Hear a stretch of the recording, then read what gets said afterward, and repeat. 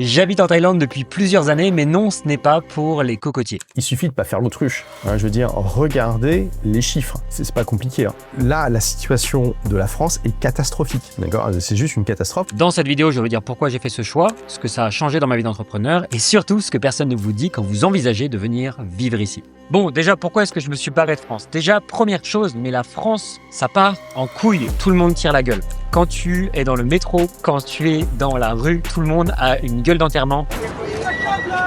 T'as l'impression que les gens ils vont se suicider. La météo, elle est horrible. En France, il y a des manifestations tous les jours. Les gens sont révoltés. C'est un univers anxiogène où les gens sont malheureux. Des Français qui font que de se plaindre à longueur de journée. Sans parler de la sécurité, où en France, pour moi, c'est un vrai problème. Et moi, j'avais plus du tout envie de vivre dans ce genre d'univers. Mais surtout, le vrai déclencheur, c'est que j'étais tout seul en Bretagne à bosser dans l'entrepreneuriat, j'avais pas de potes entrepreneurs. Je voulais vraiment avoir des gens autour de moi qui soient dans le même état d'esprit. Donc à quoi ça ressemble mon style de vie aujourd'hui ? Je me lève à 8h30, je vais à la salle de sport ensuite pendant environ 1 heure. Ensuite, je vais travailler soit à mon bureau, soit au coworking. Je vais me faire un repas, soit avec ma copine, soit avec des potes, soit tout seul. En général, j'essaye quand même de manger les bons petits plats bien équilibrés pour rester en bonne santé. Je passe pas mal de temps à lire aussi dans la journée, à écouter des podcasts, à prendre des notes, à apprendre des choses. Je suis vraiment passionné d'apprentissage. Faut le dire aussi, je fais pas mal d'appels. Des appels avec mes clients, des appels de coaching. En général, c'est l'après-midi surtout que je fais des appels parce que le matin, vu que je suis en Thaïlande, eh bien, c'est la nuit en France. Donc, je fais des appels la journée. En gros, en termes de clients, c'est trop bien. Là, actuellement, je vis ma best life. Pourquoi ? Parce que j'ai des clients de manière régulière. Je refuse régulièrement des gens parce qu'au final, j'ai trop de gens qui veulent travailler avec moi. Et moi, je vais travailler que avec les gens avec qui j'ai vraiment une affinité, où je sens que leur projet il peut vraiment fonctionner. Si vraiment je sens que le projet il peut pas fonctionner, je vais le dire à la personne. Donc là, par exemple, rien que cette semaine, j'ai refusé 2 personnes. Je vis hyper confortablement, j'ai peu de clients, mais qui me payent extrêmement bien. Je me sens complètement libre de faire ce que je veux, d'aller voyager, d'aller où je veux, quand je veux. Je m'étais promis que je ferais pas cette vidéo au bord de la plage. Mais je voulais quand même vous montrer un peu l'environnement parce que c'est vrai que c'est vraiment incroyable, quoi. Donc, la vraie question que vous posez, quels sont les avantages à vivre en Thaïlande en tant qu'entrepreneur ? Moi, je mène une vie simple, minimaliste. Donc, ça veut dire que j'ai pas de distraction, j'ai personne pour m'emmerder. Alors que quand vous avez votre famille ou vos amis ou des distractions sociales à longueur de journée qui demandent votre attention, c'est vraiment difficile d'être concentré sur les choses qui sont vraiment importantes pour vous. Et donc, si vous voulez faire décoller votre business, à un moment, votre environnement, c'est quelque chose qui est extrêmement important pour pouvoir vous concentrer. Et donc, si par exemple, vous travaillez à un endroit où il y a tout le temps des gens qui passent, qui viennent vous embêter, qui viennent vous taper sur l'épaule pour vous demander des conseils, des machins, et vous avez vos enfants ou votre petite sœur ou votre grand-mère qui vient vous voir pour vous demander des choses, comment est-ce que vous pouvez avoir ce deep work, c'est-à-dire ce travail en profondeur qui va vous permettre de développer votre activité, d'avoir cette réflexion qui est vraiment essentielle pour pouvoir faire décoller votre business. Ensuite, le style de vie en Thaïlande, il est plus lent. Même si moi, des fois, je suis stressé et que je vais à 2000 à l'heure, dès que je sors, dès que je suis en contact avec des gens,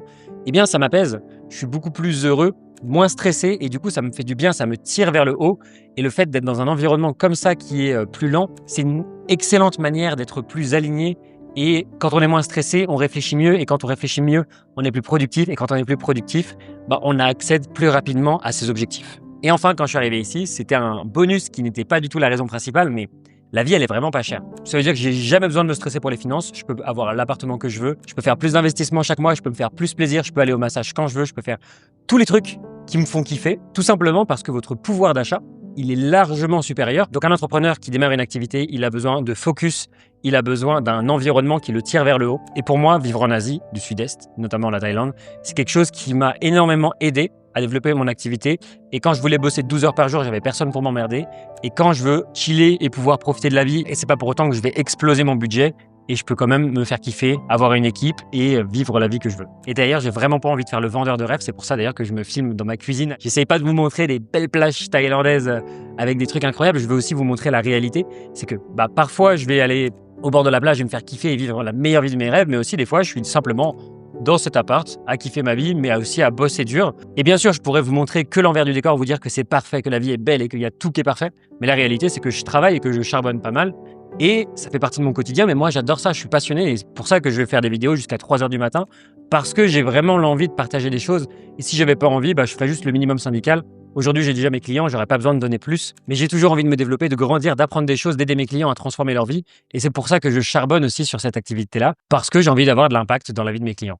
Maintenant, est-ce que la vie en Thaïlande a un impact sur mon mindset et ma productivité? Eh bien, c'est évident que oui, parce que comme il fait super beau tout le temps, eh bien, je recharge mes batteries en vitamine D, passe du temps au soleil. Eh bien, plusieurs fois par semaine, je fais des dîners, des lunchs, je fais des repas, des sorties et plein de trucs géniaux avec des entrepreneurs que j'admire, qui m'inspirent.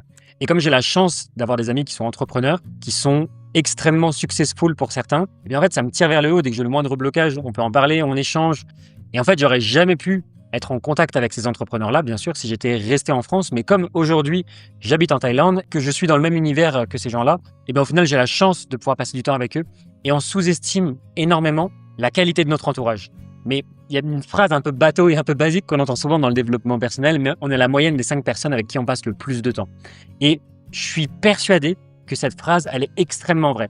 Si vous passez votre vie entouré de salariés, eh bien, ce que vous deviendrez, c'est un salarié. Si vous passez votre vie entouré de gens qui ont des blocages avec l'argent, qui ont peur de le dépenser, qui ont le syndrome de l'imposteur, qui passent pas à l'action, alors ce que vous attirerez et ce que vous deviendrez, c'est exactement la même chose que ces personnes-là. Mais si d'un autre côté, vous êtes entouré d'entrepreneurs inspirants, plus avancés que vous, eh bien, vous êtes au meilleur endroit. Et moi, personnellement, je suis entouré que d'entrepreneurs qui sont bien plus successful que moi. Mais avant, c'était pas du tout mon cas. Avant, j'étais la personne, entre guillemets, la plus avancée de la pièce. Mais quand vous êtes la personne, entre guillemets, bien entendu, la plus avancée de la pièce dans le domaine dans lequel vous voulez performer, eh bien, c'est que vous êtes au mauvais endroit.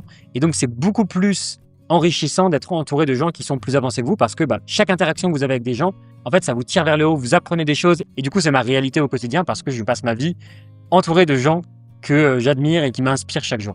Et donc, si vous êtes entouré de gens négatifs, offrez-vous un cadeau, coupez toutes vos relations toxiques et entourez-vous de gens inspirants pour pouvoir vous tirer vers le haut. Maintenant, on m'a demandé comment est le système de santé en Thaïlande et je dois juste vous dire que les hôpitaux sont absolument incroyables. Il y a des gens qui viennent de tous les pays autour pour aller se faire soigner en Thaïlande. Donc moi, au niveau de la santé, je trouve ça exceptionnel. Mais le mieux, c'est quand même d'avoir une assurance santé et c'est vraiment très abordable, comme l'explique Olivier Roland dans notre podcast. Cette assurance à 150 € par mois, 154, elle me couvre à hauteur de 1 million d'euros par an, dans tous les pays du monde sauf États-Unis. Et d'ailleurs, vous vous rendrez compte tout de suite, quand vous regardez leur prix, à quel point c'est beaucoup plus avantageux que la Sécu. Et est-ce que c'est facile de rencontrer des Français ou des expatriés en Thaïlande quand on arrive? Eh bien, honnêtement, il y a plein d'applications, il y a plein de groupes WhatsApp qui ont été faits, qui sont vraiment formidables pour pouvoir rencontrer des entrepreneurs. Quand je suis arrivé la première fois, on m'a donné accès à un groupe WhatsApp pour les nomades digitaux et on m'a dit qu'il y avait des événements toutes les semaines pour rejoindre des événements avec des nomades digitaux dans quasiment toutes les plus grandes villes de Thaïlande. Et le premier événement que j'ai fait, moi j'étais excité comme une puce, je sautais dans tous les sens, j'étais waouh, trop bien, des nomades digitaux. Il y a aussi des coworking, il y a beaucoup de freelance, il y a beaucoup de coachs, il y a beaucoup de gens qui bossent en ligne. Donc il suffit d'aller aux bons endroits ou de demander à des gens, mais en fait c'est vraiment hyper simple de rentrer en contact avec des entrepreneurs et particulièrement des Français. Les Français sont partout. Les Français ont envahi la Thaïlande, donc après c'est pas forcément ce que vous cherchez. Moi, c'était pas ce que je cherchais quand je suis venu ici.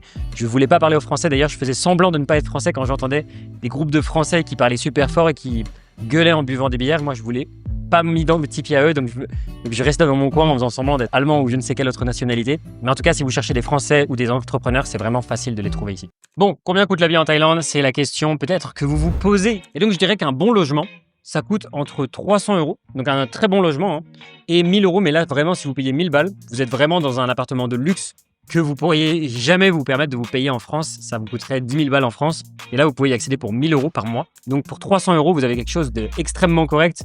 Et en termes de nourriture, si vous mangez des plats thaïlandais, je dirais que ça vous coûterait entre 1 et 5 €. Vraiment un plat normal si vous allez sur le marché.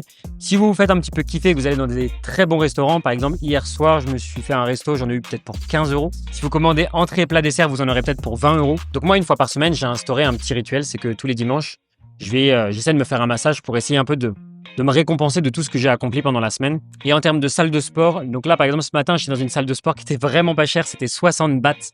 60 bahts, ça fait moins de 2 € pour une salle de sport qui est vraiment incroyable en plus. Et il y en a une autre dans laquelle je vais de temps en temps, 15 €.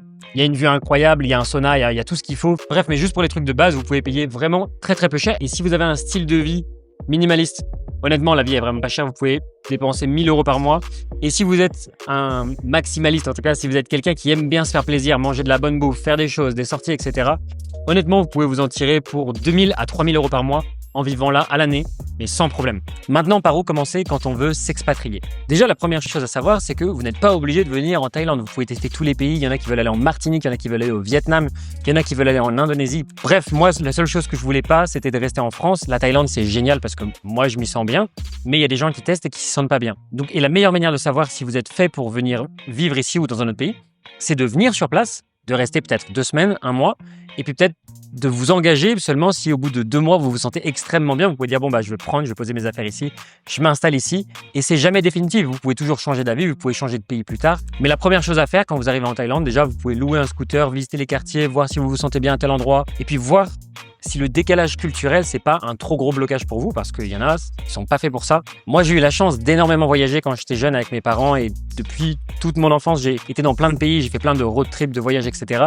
Mais pour certaines autres personnes qui se sont habituées à la vraie tradition française et à la choucroute de leur région, ça peut être beaucoup plus difficile de s'installer dans une autre région du monde dans laquelle ils n'ont jamais été auparavant. Maintenant, est-ce que le climat joue un rôle sur l'énergie et l'humeur?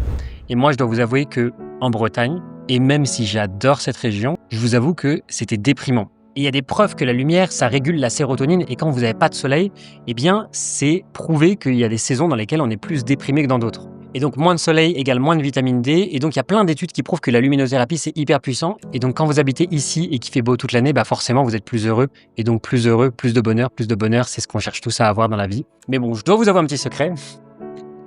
Depuis que je suis ici, c'est vrai qu'il y a un truc qui me manque, c'est les saisons. Les saisons, c'est vrai que c'est vraiment cool d'avoir des moments où il fait chaud, des moments où il fait froid, des moments où il y a de la neige en hiver et des moments où il fait super chaud, de voir au printemps les petits bourgeons fleurir. Ça, c'est vraiment quelque chose que j'adore. Et ça, je peux pas le voir en Thaïlande parce que c'est vrai que c'est beaucoup plus flat, c'est-à-dire que quasiment toute l'année, il fait beau. Donc, on n'a pas ces changements comme ça qui sont vraiment agréables. Maintenant, on a parlé de tous les bénéfices, de toutes les bénédictions de la Thaïlande et toutes les choses exceptionnelles que ce magnifique pays m'a offert et pour lequel je suis extrêmement reconnaissant de vivre ici, faut le dire. Mais il y a quand même des inconvénients, des choses qui ne sont pas parfaites. Et donc, je vais vous énumérer, on va dire, les 4 points noirs que je souhaiterais changer si je pouvais vivre ailleurs. Donc, le premier élément qui me manque, mais vraiment du fond du cœur, c'est la fiscalité française. Vraiment, la fiscalité française, c'est incroyable. J'adorerais payer mes taxes en France et me faire saigner à blanc et payer 70% de mes revenus et bien me faire Mis à part ça, plus sérieusement, les 3 trucs qui me manquent vraiment, c'est numéro 1, de pouvoir voir ma famille régulièrement et mes amis. Je m'entends extrêmement bien avec mes sœurs, ma mère, ma famille. Deuxième chose qui me manque, c'est même si on peut acheter quasiment tous les aliments ici, c'est tout ce qui est repas, fromage, saucisson, les bonnes galettes bretonnes, le kouign-amann, mais d'autres petits plats que même si on va dans des super bons restaurants français ici, on peut pas trouver. Et puis tout simplement, là, c'est plus quelque chose de plus subtil, mais ce sentiment d'appartenance à la culture bretonne, moi c'est vrai que j'ai un attachement culturel qui est assez fort à cette culture que j'apprécie beaucoup. Je ne vais pas dire non plus que je suis là à planter mon drapeau dans le sol, mais c'est vrai que vous savez bien, les Bretons sont chauvins, et moi c'est vrai que d'être en Bretagne, c'était vraiment hyper agréable par rapport à ça. Donc c'est un petit truc qui me manque. Je sais que j'ai pas prévu pour le moment de revenir vivre en France. Après, ne jamais dire jamais, on sait jamais ce que la vie nous réserve. Honnêtement, il faudrait vraiment me trouver une excellente raison pour me sortir d'ici parce que franchement, la vie est trop bien, quoi. Il y a très peu de choses qui me feraient renoncer à tout le confort, le bonheur et la richesse de ce pays et de la gentillesse des Thaïlandais. Et maintenant, la question que vous vous posez, c'est est-ce que vous devez partir? N'allez jamais dans un pays que vous détestez juste pour payer moins d'impôts. Ça n'a aucun intérêt, d'accord? À la fin de votre vie, vous allez plus vous rappeler des lettres d'amour que vous avez reçues que de vos relevés bancaires. En tout cas, j'espère. Pour conclure cette vidéo, ma prédiction, c'est qu'aujourd'hui, il y a encore peu d'entrepreneurs qui décident de s'expatrier. C'est en pleine croissance. Selon moi, pendant les 5 à 10 prochaines années, ça va vraiment exploser. La majorité des entrepreneurs vont prendre conscience que la France est une véritable prison dorée et qu'en fait, il y a tellement plus d'inconvénients que d'avantages à rester en France. Et donc, je pense littéralement qu'il va y avoir un exode de plein d'entrepreneurs qui vont décider de se barrer de France pour éviter la fiscalité en France qui est de plus en plus tendue et qui est de plus en plus en train de presser les entrepreneurs comme des citrons. Et donc si vous êtes coach, entrepreneur ou freelance, barrez-vous de France avant qu'il soit trop tard et qu'il resserre l'étau et que vous vous retrouvez complètement bloqué en France. Ou en tout cas, faites-le dès que votre business ou votre activité vous permettra de le faire, parce que ça serait quand même risqué de partir en n'ayant aucun revenu. Mais voilà, j'espère que cette vidéo vous a plu. Si vous voulez aller plus loin sur cette thématique, j'ai sorti un podcast avec Olivier Roland où on rentre plus en profondeur de comment vous pouvez vous barrer de France le plus rapidement possible, surtout si vous êtes entrepreneur. On se retrouve dans cet épisode de podcast ci-dessous. C'était Tony. Ciao!